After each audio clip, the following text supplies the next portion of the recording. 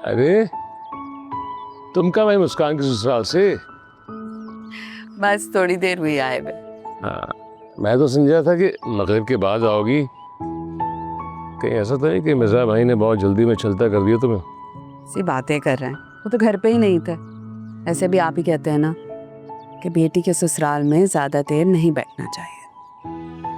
बात तो ठीक है। अच्छा ये बताओ कि मेरी मुस्कान कैसी है, हमारे दामाद साहब कैसे हैं? दामाद साहब तो हमारे अल्लाह मियाँ की गाय हैं। रही बात मुस्कान की, मुझे ऐसा लगता है कि ज्यादा पढ़ के ना उसका दिमाग खराब हो चुका है। अजीब अजीब सी बातें कर रही थी। ऐसा उसने क्या कह दिया कि तुम्हारा मूड खराब हो गया बहुत? अरे अजीब सी बातें कर रही थी। कह रही थी कि उसके शौहर को उसके एहसासात और जज्बात का कोई ख्याल ही नहीं है, और ये कि शौहर मालिक नहीं मुहाफिज होता है। तो उसमें उसने गलत क्या था? ठीक तो कहा। इतनी बेतुकी सी बात है, और इन्हीं बेतुकी बातों पे वो उसको छोड़ने के लिए भी तैयार है। देखो समीना, हम लोग हैं पुराने वक्तों के लोग। हमारे वक्त में औरत को सिर्फ रोटी और कपड़ा चाहिए होता था, इससे ज्यादा वो कुछ नहीं मांगती थी। लेकिन अब वक्त बदल चुका है। तो बदलते वक्त के साथ हम अपने इक़दार भी बदल लें।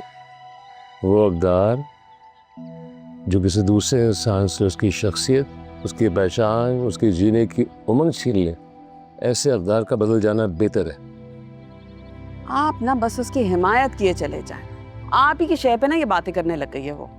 अरे वो आजकल की नस्ल है, और आजकल की नस्ल जो है हमसे बहुत आगे है।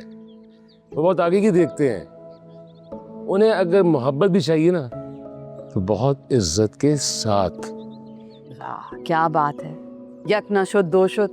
मैं समझी थी आप उसे समझाएंगे, उससे कहेंगे कि भाई अपने आप को अपनी मियाँ के पसंद के मुताबिक ढालो ताकि तुम्हारा घर बस जाए, लेकिन नहीं, आप तो पता नहीं और ही कोई बातें कर रहे हैं। समीना, मैंने जिंदगी में तुम्हारे साथ बहुत ज्यादती की है, और अपनी बेटी की तरफ से भी बहुत लापरवाही बरती है। लेकिन अब मैं उसका मरते दम तक साथ दूंगा, ये मैंने फैसला किया है। उसे भी पता होना चाहिए कि हालात जैसे भी हो, वक्त जैसा भी हो, उसका बाप उसके साथ खड़ा हुआ है। हाँ, चलो मैं जरा फ्रेश होके आता हूँ, फिर चाय पीते हैं साथ में।